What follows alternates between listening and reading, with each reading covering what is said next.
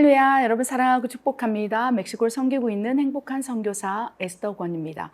오늘 10분 영성훈련 메시지에서는요, 많은 분들께서 선교사님, 저는 교회에서 너무 크게 상처를 받아서 교회 나가고 싶지가 않아요. 그랬을 때 누구에게 상처받았습니까? 했을 때 많은 부분에서 목회자에게, 목사님에게 상처를 받았다는 분도 많으시고요.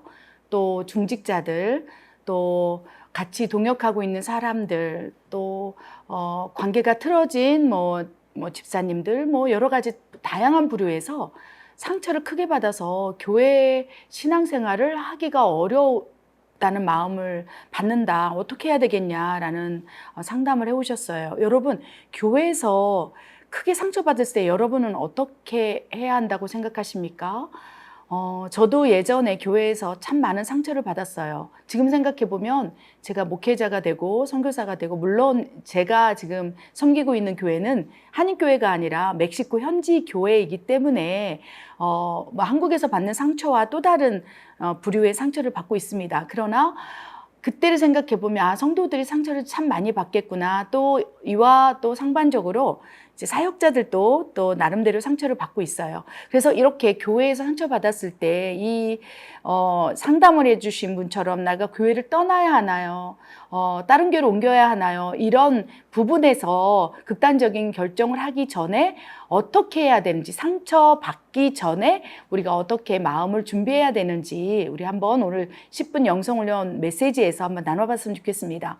오늘 이 말씀을 나누기 전에 떠오른 말씀이 잠언 4장 23절 말씀이었어요. 모든 지킬 만한 것 가운데 무릇 내 마음을 지키라. 생명의 근원이 이에서 날미라. 결론적으로 마음을 지키는 것이 이 교회에서 상처를 받기 전에 그 상처에 대비하는 방법이라고 말씀드릴 수 있겠습니다.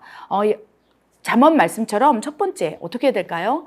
마음을 준비하시기 바랍니다. 마음을 지키시기 바랍니다. 어떻게 해야 될까요? 마음을 지킬 때 기대치를 내려놓고 오직 하나님만 바라보는 시선으로 내가 교회를 섬기고 또 사역을 동역하고 또 목사님을 바라보고 그렇게 신앙생활을 할 때 상처를 덜 받을 수 있다는 거예요.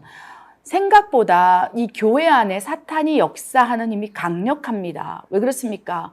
구원을 이루어 나가고 구원을 완성하기 위해서 하나님께서 또 예수님을 십자가에 못 박혀 죽게 하심으로 핏값으로 산 교회라고 말씀하시며, 그곳에서 하나님께서 엄청난 역사를 일으키시고 하나님의 임재와 치유, 회복을 일으키고 있기 때문에 사단이 이 교회 안에서 또 상처를 통해서 이 마음을 지키지 못하도록 막아서는 여러 가지 다양한 요인이 있다는 거예요. 그렇기 때문에 상처를 받을 수밖에 없을진데 결국은 내 마음을 지키는 거예요. 사람에게 보이려고 하는 것이 아니라 하나님께 인정받고 하나님을 기쁘시게 하기 위해서 내가 교회를 다니고 신앙생활을 한다라는 마음을 또 가지고, 또한 더불어 이 사람에게 기대하는 마음을 조금 내려놔야 돼요. 심지어 목사님에게도 여러분이 기대치가 높을 때 분명한 것은 목사님조차도, 저도 선교사지만 또 멕시코 현지 교회를 또 섬기고 있지만 예수님이 아니라는 거예요. 그렇기 때문에 부족한 부분이 분명히 있습니다. 그래서 부족한 부분을 바라보면서 실족하고 시험이 들고 또 사단이 공격할 때 마음을 지키지 못함으로 그로 인하여 굉장히 많은 상처를 받게 된다는 거예요. 왜 그렇습니까?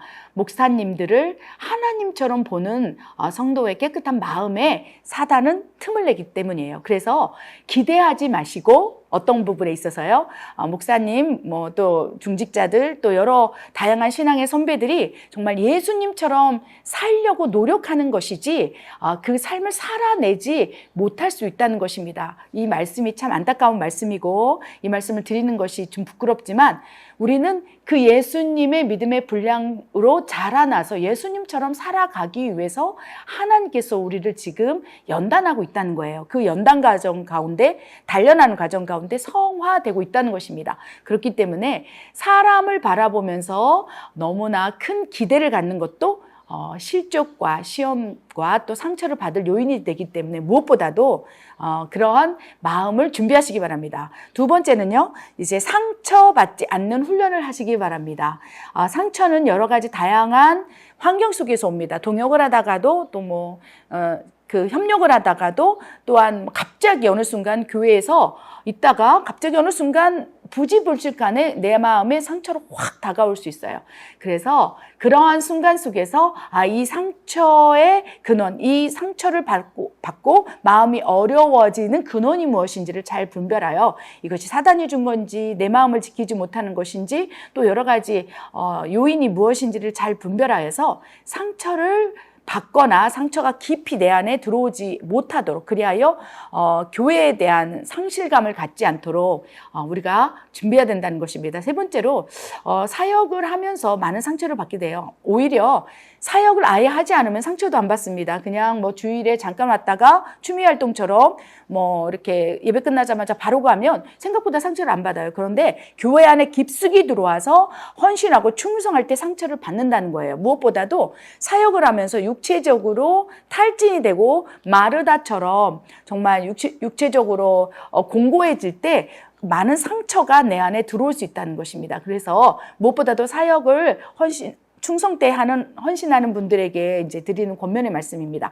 육체적으로 강건해지도록 준비하십시오. 그래서 육체가 막 탈진이 되도록 사역을 하고 있다면 어느 순간 그것이 시험되는 요소가 되기 때문에 마리아처럼 주님의 발끝에서 말씀을 묵상한 것처럼 때로는 다시 말씀과 예배, 기도로 돌아가는 것도 권면해 드립니다. 또한 네 번째는요, 영성을 준비하시기 바랍니다. 어떤 영성일까요? 하나님의 사랑을 채우시기 바랍니다. 또 예수님의 또 그 능력 안에서 예수 그리스도의 이름을 부르면서 그 예수님의 능력이 내 안에 잠재적으로 이제 있지만 그것이 드러나도록 계속적으로 영성을 준비하고 또 내 안에 계시는 성령님의 위로를 계속 받는다면 교회 안에서 어떠한 부분과 어떠한 영역에서 어떠한 상황 속에서도 상처를 크게 받지 않고 받는다 할지라도 내 안에서 삼일째 하나님의 일하심 속에서 회복이 될 수 있다는 것입니다. 무엇보다도 교회에서 크게 상처받지 않고 또 상처를 받는다 할지라도 극복하는 방법은요, 우리가 성화된 인격을 하나하나 준비해 나가는 거예요. 성화된 인격이 무엇일까요? 갈라디아서 5장 22절 23절 말씀에 나오는 성령의 9가지 열매입니다. 사랑, 희랑, 화평, 오래 참은, 자비, 양성, 충성, 온유, 절제. 성령님을 통해서 이 하나님의 성품, 이 성령의 9가지 열매가 내 안에서 쌓이고 또 성화되고 변화되게 된다면 교회 안에서 그렇게 크게 상처받을 일도 없고 상처를 받는다 할지라도 온유한 성품으로 또 절제함으로 또 사랑으로 오래 참음으로 또 충성으로 여러 가지 자비와 양선으로 이 성령의 9가지 열매로 극복해 나갈 수 있다는 것입니다. 다시 말씀드리건대 교회 안에서는 상처받는 것이 당연합니다. 성도는 목회자에게 상처를 받기도 하고요. 중직자에게도 받기에 다양한 통로를 통해 상처를 받을진데 그 상처가 있을 때 그 상처를 통해서 교회를 떠나거나 외면하거나 시험에 빠져서 다시 일어나지 못하는 상황까지 가지 마시고 오늘 권면들이 5가지 방법으로 이 상처를 받는다 할지라도 극복할 수 있도록 우리가 그렇게 지혜롭게 교회 생활을 했으면 좋겠습니다. 여러분, 누구나 다 상처를 받습니다. 그런데 그 상처의 근원을 보면요, 많은 부분에서 의지하고 신뢰하고 기대하고 있기 때문입니다.